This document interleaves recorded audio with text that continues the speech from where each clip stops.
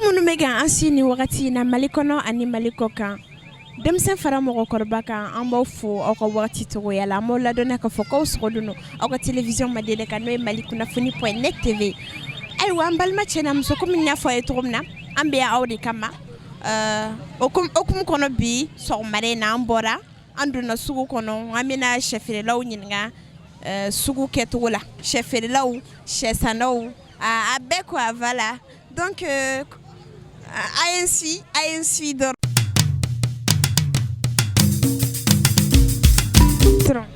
Vraiment, b'aw fo kosɛbɛ. Si, i bɛ se k'i yɛrɛ fan filɛli kɛ bagaw ye. Vraiment, ne ye Musa Tarawele de ye. Ne ye yan président ye. Bon, vraiment, an bɛ yan nɔ, an ti dɔ wɛrɛ la sɛfeere kama yan nɔ. An bɛ maliyɛn bɛɛ fo. Oh, ok. Patron, i bɛ se k'i da don sɛko gɛlɛya n'a cogoyaw la? Bon, en réalité, sɛko ka gɛlɛ bi. Parce que depuis banako in daminɛna ka na se sisan ma. Bon, an ka faama minnu bɛ sɛ don u ka sɛforow la. Olu bɛɛ bɛ u ye sɛ don dabila ka sababuya kɛ banako in ye. Bon, o de gɛlɛya b'an kan kosɛbɛ. Mais o bɛɛ la bi an bɛ sɛ da ka nɔgɔ dɔɔni parce que sɛ b'a ta an bolo yan 500, 600 fo ka na 400 ninnu na. Sɛ kɔni ma tɛmɛ o kan fɔlɔ. Awɔ. Problème t'a la patron o de kun don. Vraiment n b'aw fo kosɛbɛ. Ale bɛ an tɛ yan foyi la ka Mali servir. Merci beaucoup. Merci. Kumakan laban jumɛn bɛ fɛ ani welewelekan jumɛn bɛ fɛ k'a lase faamaw ma pour que sɛko in bɛ se ka nɔgɔya cogo di? Bon, en réalité weleweledakan min bɛ fɛ ka se gouvernement ma en réalité u ka essayer ka sɛtigiw u ka valeur kɛ sɛtigiw la n'o ye valeur kɛ sɛtigiw la or que u ka taa fɔ ko u bɛ taa wari di misitigiw ni bagantigiw ma ko ka olu ka fɛnw kɛ nɔgɔya n'u ye sɛ nɔgɔya o ye sogo de nɔgɔyalen o. Vraiment u ka essayer u ka ba don sɛtigiw ka ko la pour que ka sɛtigiw avancer dɔɔni n'o kɛra wallahi Mali gɛlɛya a bɛ nɔgɔya. Sogoko kɔni ta fan fɛ yan sɛtigiw pɛrɛnnen don à n'importe quel ka sɛ nɔgɔya. N'Ala sɔnna ma n kɔni b'o ɲini u fɛ. Merci. C'est gentil, merci. Présent. Ouais.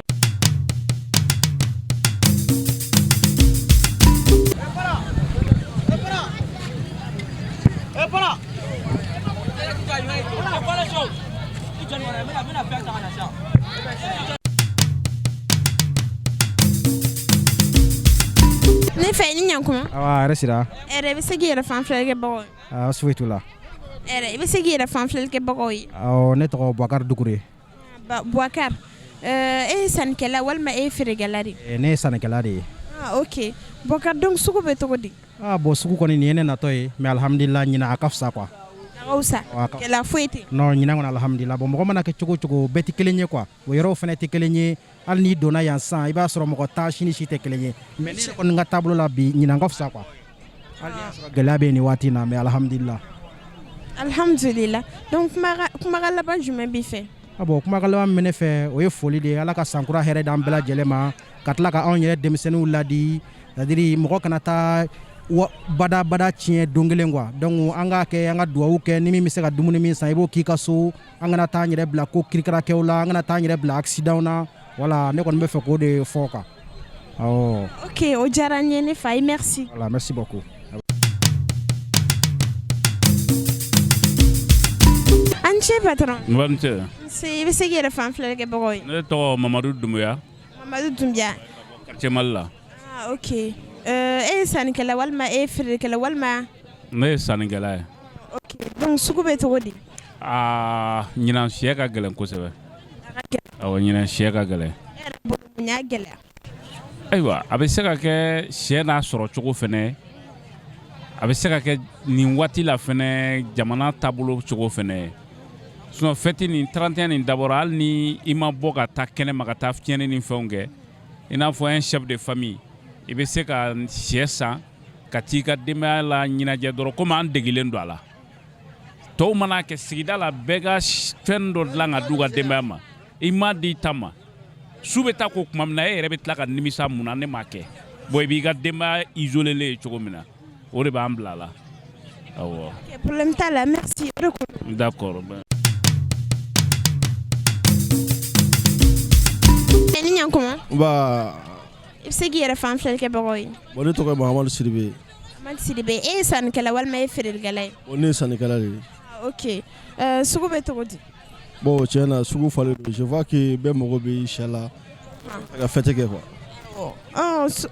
Chez Galalo, Walma, Anoalo, à Kobetogoti. Non, chez Galalo, vraiment, chez Galalo, mais avec femme, parce que le besoin est très fort. Mogo Chama Mogobala, aux circonstances de Balaka Galea, quoi. Ok. Merci. D'accord, merci beaucoup.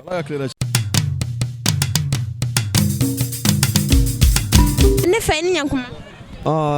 Ne ba somɔgɔw. Tara se se ki yɛrɛ fan filɛli kɛ bɔgɔ. Bon n y'a faamuya bon sisan ɲinajɛ ko vraiment a ma nɔgɔya bon an ye sɛ sɔrɔ gɛlɛya la transport ko ka gɛlɛn i m'a faamuya bon sɛ ka gɛlɛn yɛrɛ de an bɛ yɔrɔ min na i n'a fɔ sisan i bɛ ka ye wa.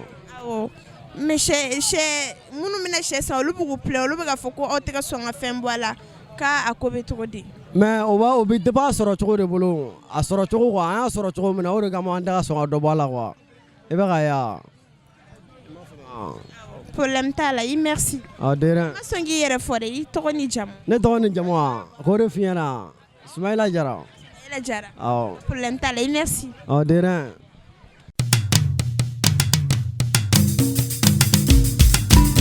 Bonjour tonton. Bonjour madame. Ça va bien? Ouais, ça va. Vous pourriez vous présenter? Je me nomme Bachirou Sissoko. Bachirou Sissoko. Vous êtes acheteur ou vendeur? Je suis acheteur. Ah ok, alors comment va le marché? Bon, le marché ça va, mais je suis venu, il y a les poulets là même qui sont chers. Mais si tu as négocié, on diminue un peu. Ah ok, alors vos derniers mots pour qu'on puisse diminuer ou des choses comme ça? Ouais, j'ai déjà supplié les gens qui vendent les poulets qu'il y a des pauvres. Parce que pour le moment que nous sommes maintenant, il n'a pas l'argent. Il faut qu'il diminue. Pour que nous les pauvres aussi, nous pouvons acheter au moins un poulet pour manger à la maison. Okay. Merci. Ouais, merci.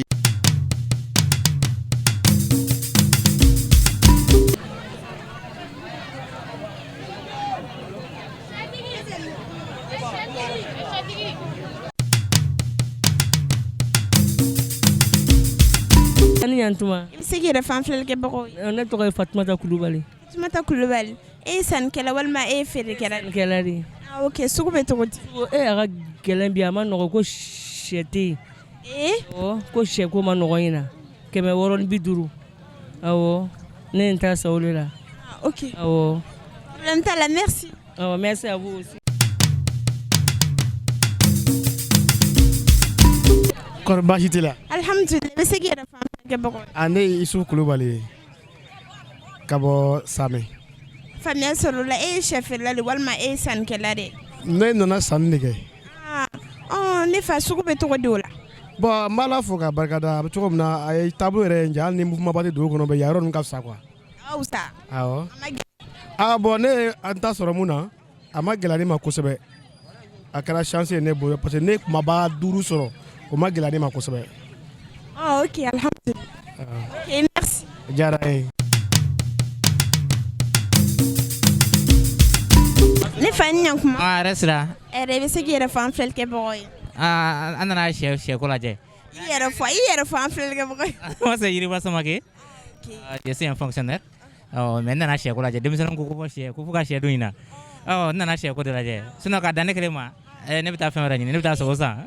A ko bɛ cogo di? A da ka gɛlɛn kojugu. Awɔ ne bɛ sɛ mara san wɛrɛ cɛ. Awɔ. San wɛrɛ ne bɛ sɛ mara. A gɛlɛyara. N'Ala y'o jira n na ne bɛ sɛ mara san wɛrɛ cɛ. Ala b'o yira. Amin yarabi. Ok, merci. Ala ka sɔrɔ na. Bonne fête. Merci. I ɲankuma. An tɛ ne ba. I bɛ se k'i yɛrɛ fan filɛli kɛ bagaw ye. Ne tɔgɔ Habib. Habib. Awɔ. Habib jumɛn?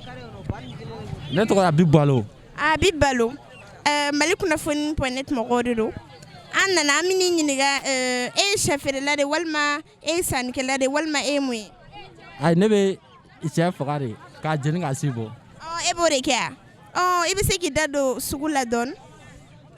Wa sugu ka wusa yɛrɛ de a ka wusa alhamdulilayi. A ka wusa? A ma gɛlɛn? Ayi.